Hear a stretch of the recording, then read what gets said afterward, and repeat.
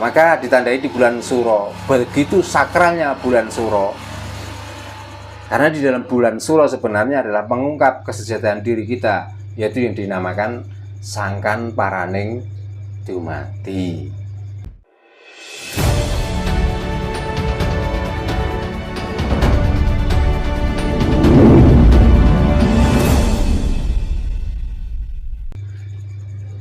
Makanya siapapun yang punya cita-cita tinggi, jangan pernah menyerah.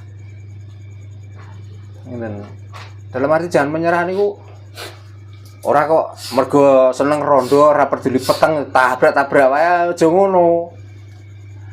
Niku ora cita-cita yang luhur niku. Niku cita-cita nafsu malih. Cita-cita yang luhur niku ngeten, sing sapa wonge kok kepengin nata uripe niki supaya ben tumata. Nggih. Makane niate sinten mawon sing gadah cita-cita niku rawe-rawe rantas, malang-malang tuntas. Lah rawe niku simbole napa? Simbole gatel. Nggih. Makane gegatele awak, gegatele pikiran niki mau kudu ditabrak. Ngoten. Malang-malang tuntas. Penghalang apapun demi cita-cita yang luhur niku wau, maka kita harus berani. Lek berani niku gelut kali tiang niku tak reken gampang. Nek wani nih mung perkara memedi niku gampang. Tapi lek ampun wani niku ngelong harta bendane utawa duwite. Nah niku lah kata-katae tiang niku do mbanci. Nggih. Ngoten lho. Makanya setiap cita-cita luhur niku semboyane niku jer basuki niku mawa beya. Mulane nek jenengan kepengin dadi Werkudara. Karena Jawa niku ternyata ya ora mung grudak-gruduk ngrungokno omong, grudak-gruduk poso mboten niku. Suatu saat awak niki kedadi bancai, kedadi dunungaken papane piyambak-piyambak. Nah dari situlah maka kita itu dituntut untuk mengeluarkan biaya itu secara teori. Ya, secara teori begitu jenengan niku mengadakan iuran dan lain sebagainya, memang ketoke rugi berat. Tapi jenengan lak ora ngerti manfaate. Mergi napa mawon sing jenengan dalaken kangge awake dhewe, otomatis awak niki ya bakal ngetokake probio malih kanggo nyempurnakno awake malih. Nah niki lah penggemblengan tentang Bertasena niku kedah ngoten. Mosok nek kanggo ajaran liya mawon ditekan biaya menten wantun. Lek enten bangunan-bangunan kangge tempat-tempat ibadah mawon wis ora peduli. Ya, sesuk ora tuku beras paribasane dianak-anakno. Lah bareng kanggo awake dhewe slametan contone bancaan contone. Kanggo awake dhewe niku kadang banyak pikiran dan lain sebagainya. Kamu kok kita urip sampai duwe jeneng. Niku mboten mek urip kali jeneng, niku disokong beberapa organ tubuh. Nah seperti tadi yang ditanyakan. Katakan visal.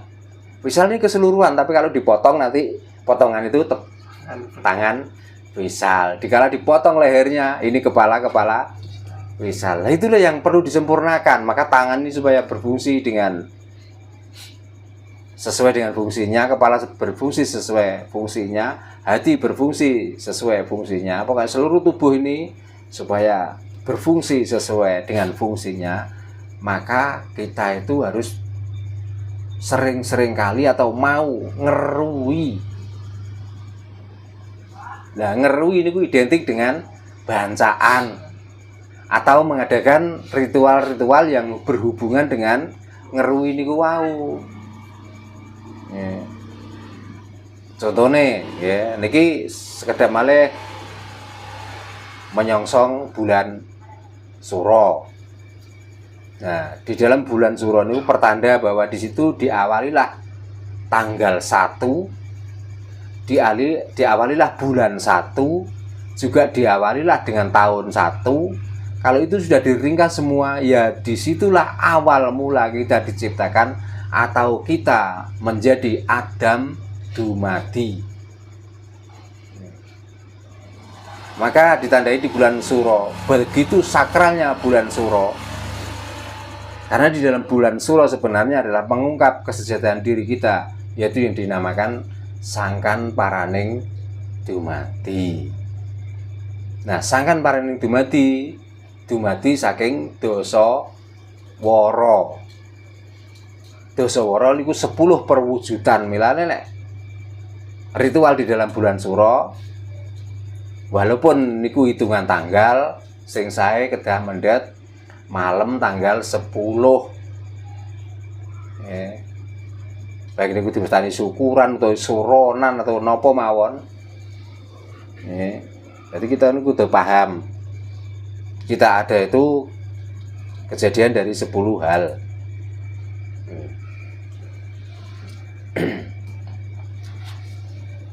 Niku tentang sejarah menceritakan tentang pertama Bratasena digengken kalih Begawan Durna kan madosi kayu gung susui angin. Setelah niku ngapunten sing pun ningali ten YouTube niki kok diombal-ambali masalah niki untuk penekanan kangge sederek-sederek niki nggih. Napa sing terjadi setelah Bratasena angsal kayu gung susui angin? Apakah Begawan Durna langsung menerima atau Begawan Durna itu lega dengan pendapatan apa yang didapat oleh Bratasena? Ternyata mboten toh. Nah, kenapa kok Begawan Durna tidak bisa menerima? Ternyata di balik itu semua Begawan Durna itu ada misi yang buruk, yang intinya untuk membunuh Bratasena yang tanpa melalui tangannya sendiri. Makanya kadang-kadang kita itu diperintah oleh guru. Kita itu jangan pernah membantah. Atau kalau kita itu belajar selain ke saya, ada guru-guru yang lain mengajarkan yang begini begitu.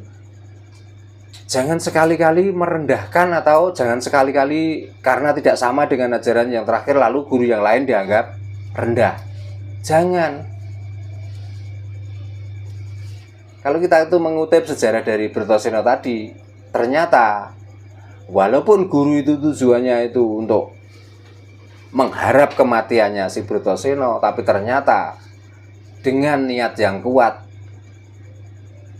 ternyata Bratasena bahkan gurunya sendiri apa yang dinamakan kayu gung susui angin itu sebenarnya tidak paham, tidak tahu. Tapi karena ketekatan dan kebulatan tekadnya, ternyata Bratasena malah menemukan sebenarnya yang dinamakan kayu gung susui angin. Nah, maka kekaguman Begawan Durna mendengarkan cerita dari si Bratasena waktu itu ketemu dengan Rukmuka dan Rukmakala, bisa naik ke alas Tebrasara dan naik gunung Reksamuka. Sebenarnya Begawan Durna itu terheran-heran dengan apa yang didapati oleh Bratasena. Maka semakin heran, malah si Begawan Durna itu di samping dia juga mendapatkan ilmu dari muridnya, dari Bratasena yang sebenarnya di Alapatini tapi malah mendapatkan ilmu. Maka di situ Begawan Durna tidak menyatakan ya itu yang dinamakan ilmu Sangkan Paraning Dumadi. Malah Begawan Durna mengatakan bahwa sak temene kula kuwi dudu ilmu kasampurnaning dumadi kang sejati. Mergo ilmu kasampurnaning sejati iku isih ana siji. Ya kuwi ana ing telenging samudra Minangkalbu. Lalu bertanyalah si Bratasena. Nah, di mana letak dari samudra Minangkalbu? Maka ya mudahnya cerita disuruh untuk masuk ke dari perjalanan masuk Bengawan Silugonggo ya, sampai di sana akan menjumpai lautan yang terbentang luas. Jadi suruhlah Bratasena untuk masuk ke dalam lautan itu di tengah-tengahnya. Karena tanpa mendapatkan satu Kayugung Susui Angin, dua Tirta Pawitra Mahaning Suci, maka orang itu tidak sempurna untuk mendapatkan ilmu kasampurnaning dumadi.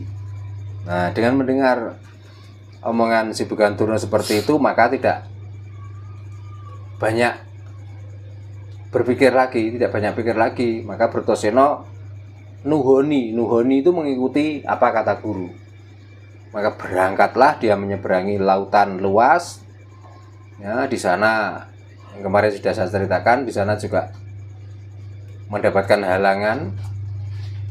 Ya, banyak sekali hewan-hewan laut itu yang sedianya mau memangsa oleh Bratasena, tapi semuanya bisa disingkirkan sehingga dia terakhir sampai ada yang menceritakan kelep, ada juga yang menceritakan bahwa Bratasena waktu di tengah-tengah lautan itu air laut itu hanya sebatas betis ya, betisnya situ. Dan di sana Bratasena sehingga sampai bingung mana letak atau tengah-tengahnya Samudra Minangkalbu itu. Ya, karena dia juga merasa sudah di tengah dan di situ pusaran air yang sangat hebat. Namun Bratasena bisa melawan arus air di dalam pusarannya itu. Ternyata di dalam pusaran angin dia bertemu dengan seorang dewa yang bernama Dewa Ruci atau Ruci Bathara. Disitulah maka Ruci Bathara atau Dewa Ruci itu menanyakan pada Bratasena, apa tujuan kamu memasuki lautan yang sangat dalam? Bratasena mengatakan bahwa dia disuruh gurunya yaitu Begawan Turna untuk memasuki Samudra Minangkalbu, dan di tengahnya situ disuruh mengambil Kayugung Susui Angin. Maka di situ sebelum dia dipersilahkan untuk masuk ke dalam lautan Segoro Minangkalbu atau Samudra Minangkalbu itu, Dewa Ruci menerangkan semua. Sebenarnya yang dimaksud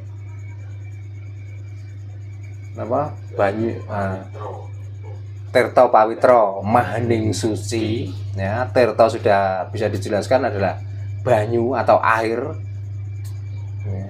Pawitra itu dengan kesucian.